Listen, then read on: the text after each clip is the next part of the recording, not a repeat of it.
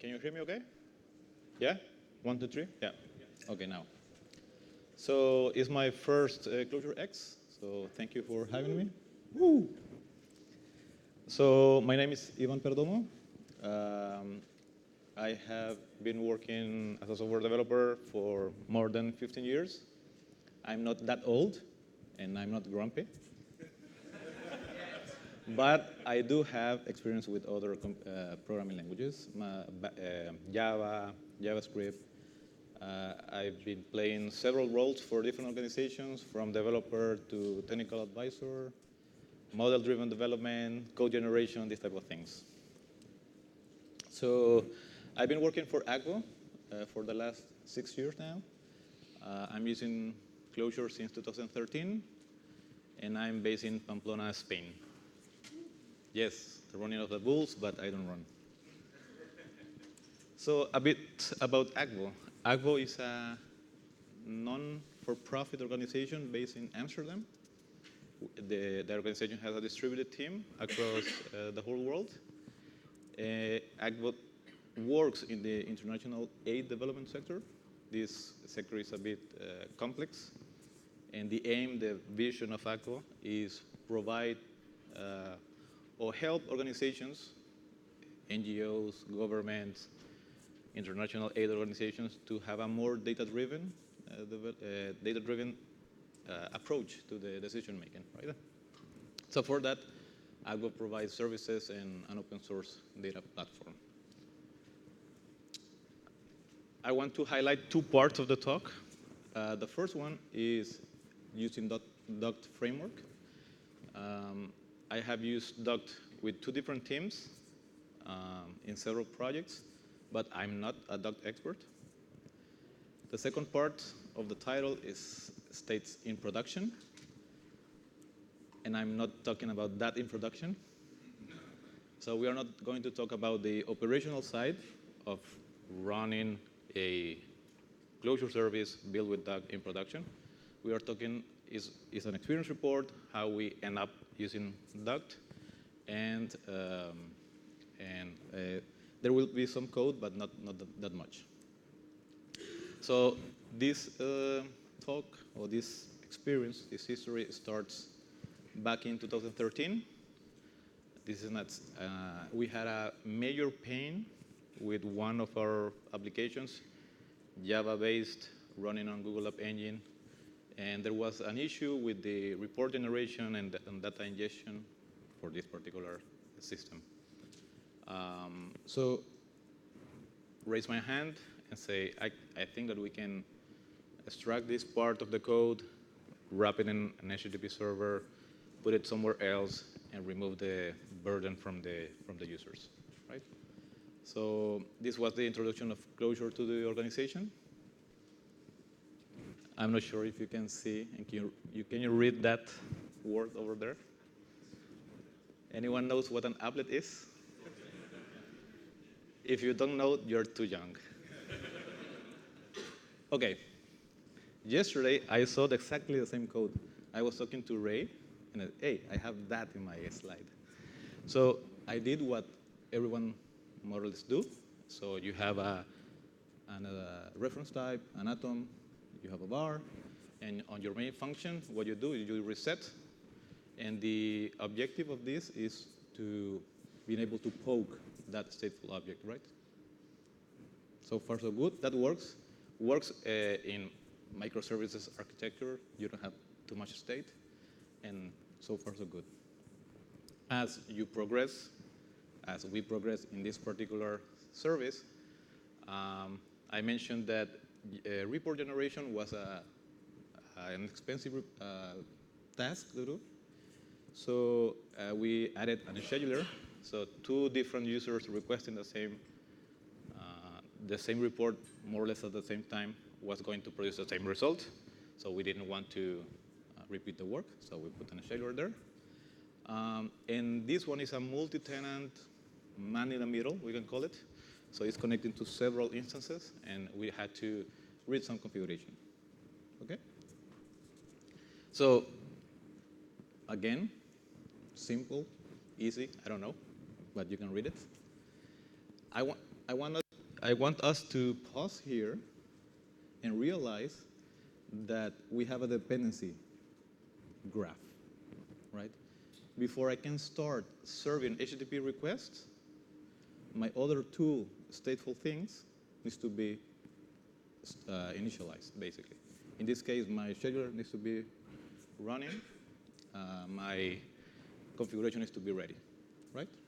So we have a dependency there, okay? So the pattern is def once, atom, you reset, and off you go. This pattern implies that somewhere there is a function in some namespace that is expecting global state, right? It's expecting that the configuration is ready, that is a public var, that is there, that is ready, that is initialized, right? So it's implicit, okay? So the pattern here is implicit dependencies by function calls, okay? Catchy. Okay, this was 2013. 2013-14 was the start of the component movement, I want to call it. So component is started by Stuart Sierra, first with the reloadable workflow blog post, then releasing the component library. And component, if you are using it, is great. Has some limitations. For example, it's not easy to retrofit that library in an existing code base. It's stated in the documentation. The whole system needs to play by the component rules. And then you start with some questions about, okay, I have my configuration. It's a map. But in order to participate in this system structure, I need to wrap it, no? So there is some wrapping around. And then the contract by a component is you need to have a start and a stop. So what is the start of a stop of a configuration? So you start to wander around. Okay, 2013, 14. If we fast forward a bit, 2016, the starting of 2016, we wanted to launch a new product, Volumen. This system is in charge of, has a user interface. Users can connect to a data source, can ingest data, can apply transformations. We have what we call a transformation log to be able to refresh. Those can be put in a visualization or visualizations and then share as dashboards. So we had a team of 3, tight schedule. We wanted to deliver an MVP in about 5 months or so. At Volumen, I consider it as a monolith. I'm a firm believer of you want to start with a monolith and then break it apart. It's contrary to the current trend. I see John nodding.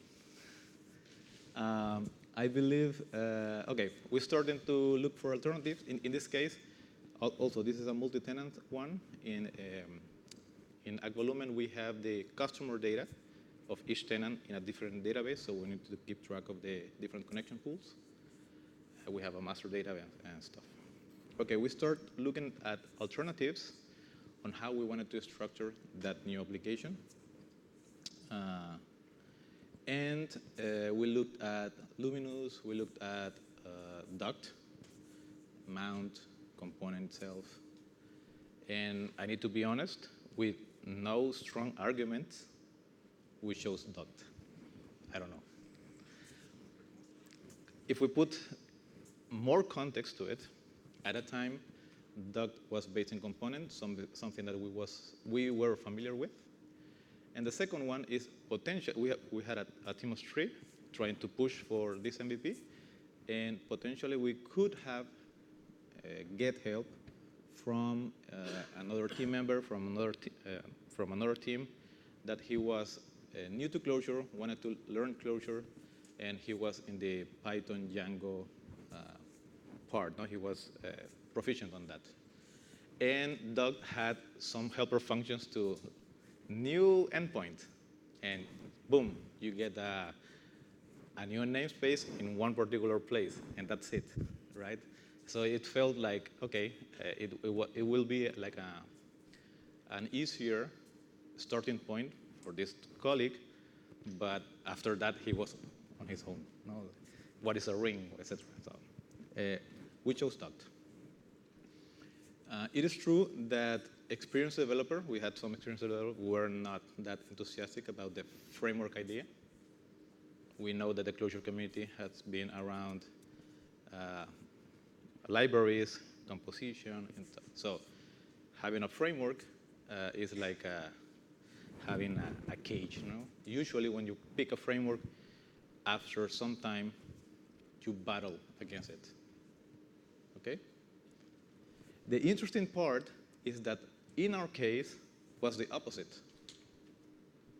For us, the fighting was at the beginning, so trying to convince, hey, let's choose this, let's go for it. And then 6 months later, we delivered MVP, and we continue doing bug fixing, doing new features, and quoting one of the developers is, it doesn't get in your way. I can still be productive, I can have the same cadence, I can keep delivering features, etc. Right? So quoting another team member, another colleague, it's easy to live with it because it's there. Duct follows also the reloadable workflow, so you can use it, you reset, and off you go. Okay, but Duct was still a template.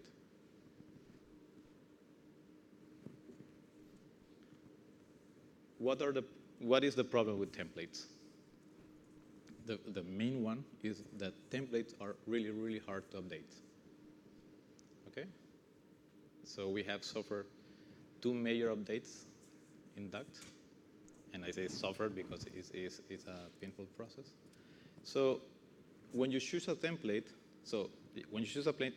you are picking a snapshot of some code at some particular version in some particular moment in time. Okay, you evolve, and the template also evolves. It's not easy to retrofit new features, bug fixes that happen in the template into an existing code base, right? So templates are a great starting point, but have their limitations. So we had that idea in mind because we have suffered the first major issue upgrade in Volumen. And luckily, last year, James Reeves released this blog post about how Duct was going to evolve. Okay?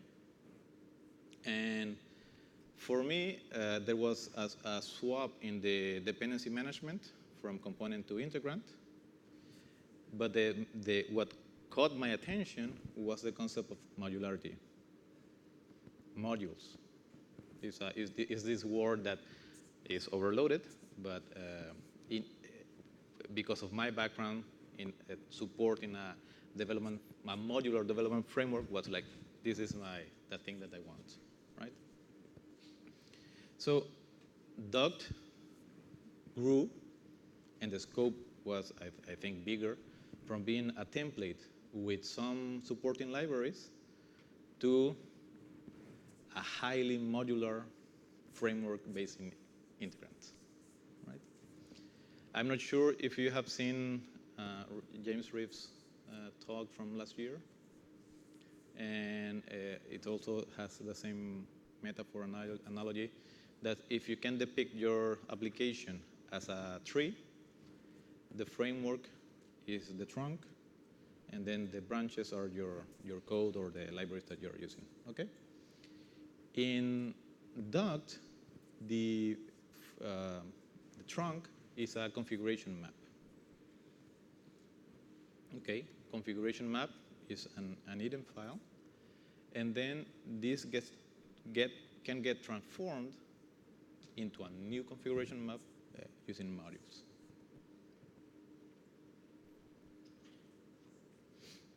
This is my personal view on what is the relationship between Duct and Integrant, because sometimes it's not that clear. My personal take on it is you can think of Duct as a reference implementation on how to use Integrant.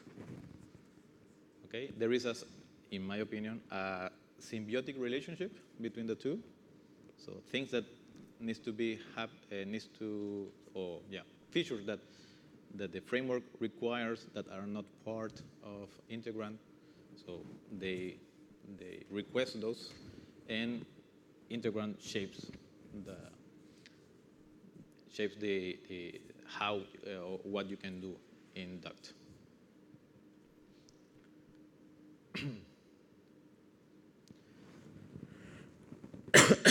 Sorry. So I mentioned that modules is an overloaded term. I can think of two types of modules in Duct. The simplest one is you can think of a library that exposes an integrant key to participate in the system. So I was talking to a colleague, and he was asking me, so what is the difference between a module and a library? So you can think of library is the same concept that we all know. It's a composable functionality. But then to participate in that trunk, you need to have a bridge.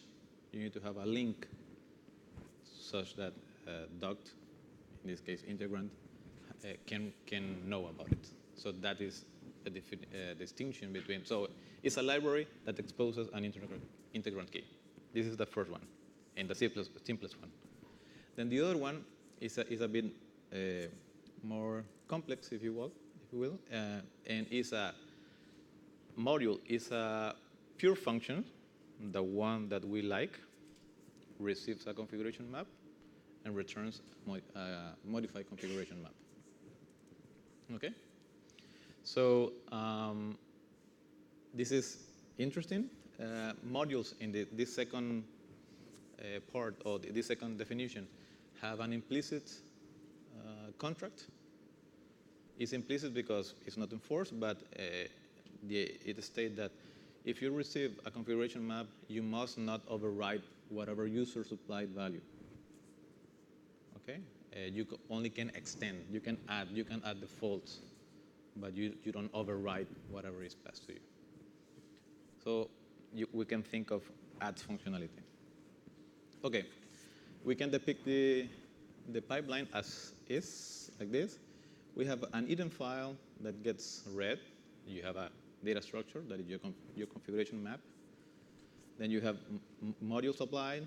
You get a new configuration map. Then that last configuration map can be executed, can be transformed into a runtime. Okay? Remember the issue with the templates?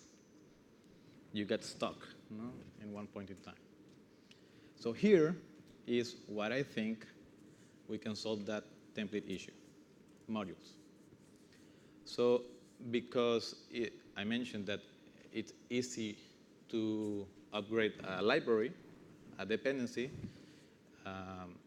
if you get a snapshot of a template, then getting support for new functionality or getting bug fixes is what we usually do. Bump versions on your project CLJ. So this is interesting. It's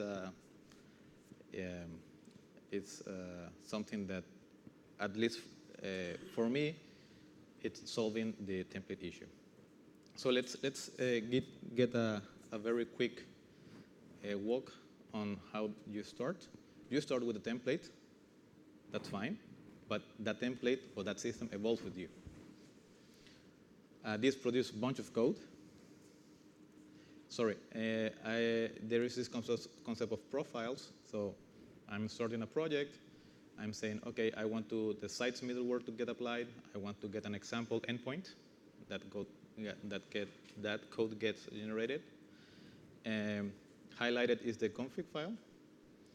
And the config file looks like this. Hidden, namespace keywords, the project, what environment are we working on, by default production. Then you can see the starting of the word modules. We have module login, module website. And then, interesting, explicit dependency by data. So our router, if you don't specify any different, is Clojure by default. The router depends on what are the routes that you have, what are the handlers that you have. So we have explicit dependency, so that IG ref is pointing to the other handler that we have there, defined in the same map. Okay? Explicit dependency by data versus the other one. Okay, let's zoom in the module login.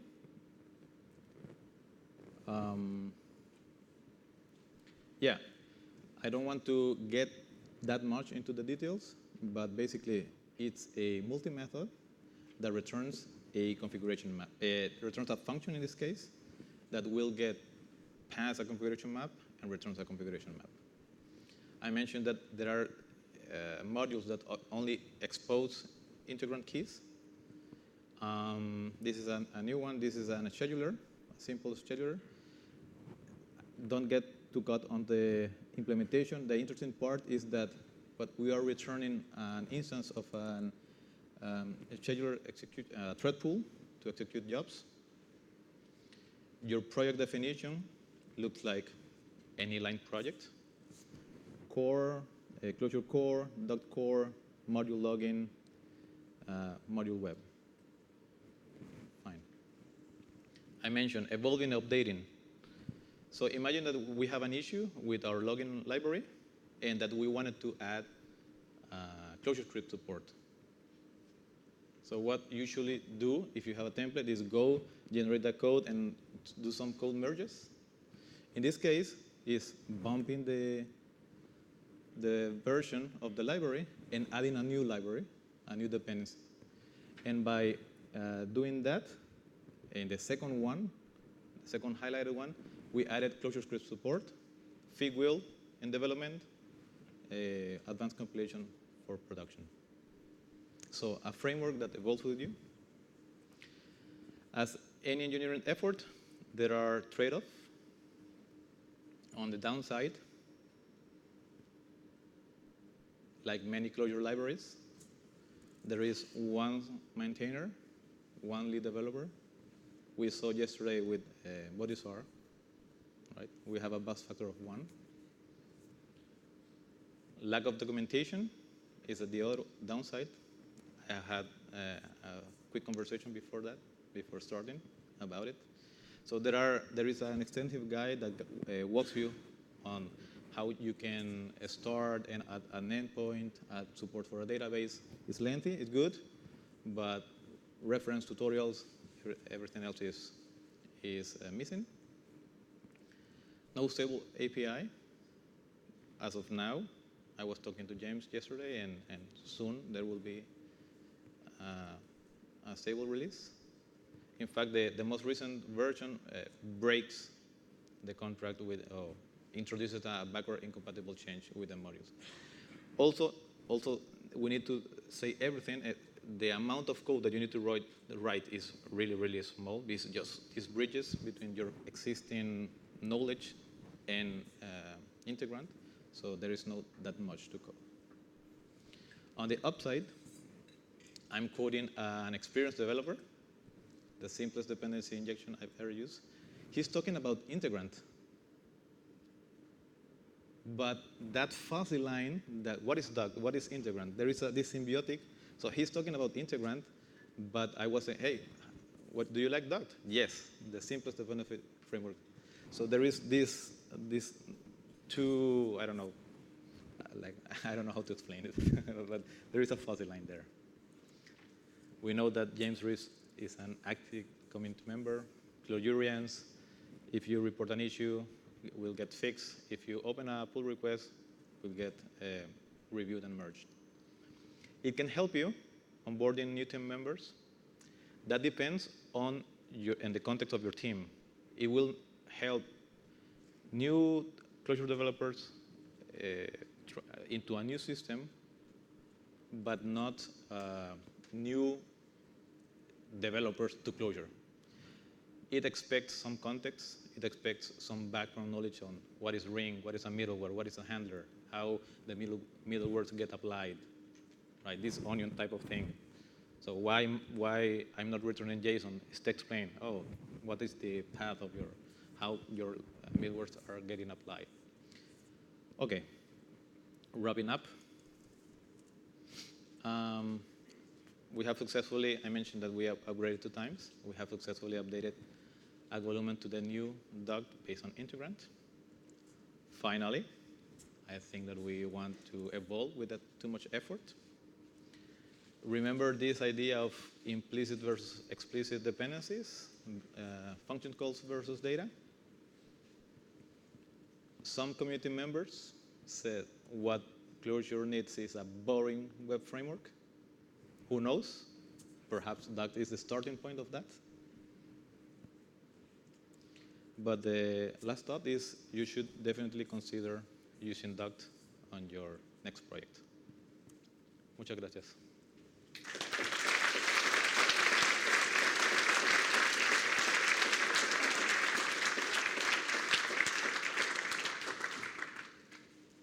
Thank you. Any questions? There. I know that lunch is still there. At the beginning of the talk, you mentioned that one of the problems with component is you have to like it's all or nothing. Did you have a similar problem with Integrant? With Integrant? Yeah. Well, it depends. If you want this part of this subsystem to get the explicit dependencies, right? You have that problem. If not, you have a hybrid between global state and explicit, right? Something like that, I would say. Any more questions?